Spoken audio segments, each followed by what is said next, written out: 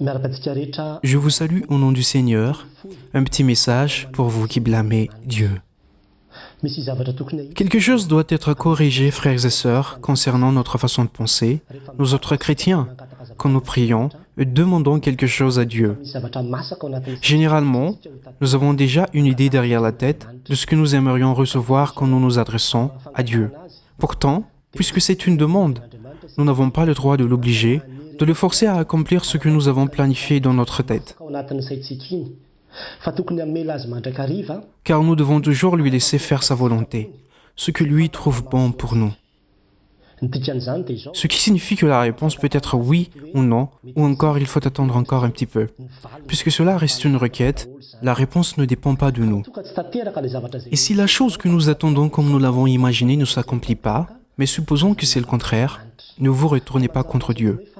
Sinon, c'est comme si vous priez juste pour avoir quelque chose, et si vous obtenez la chose demandée, vous continuez à prier, mais si ce n'est pas le cas, vous tournez le dos à Dieu.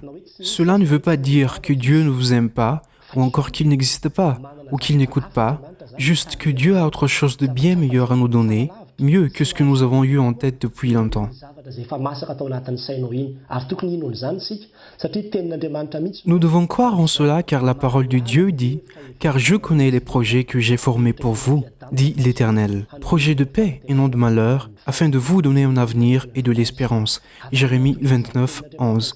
Pourriez-vous compter sur cette parole de Dieu, même s'il s'agit d'un deuil?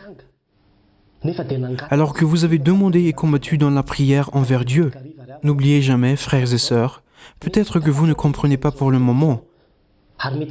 Cela peut vous rendre malade de ne pas avoir été exaucé, mais ne blâmez jamais Dieu.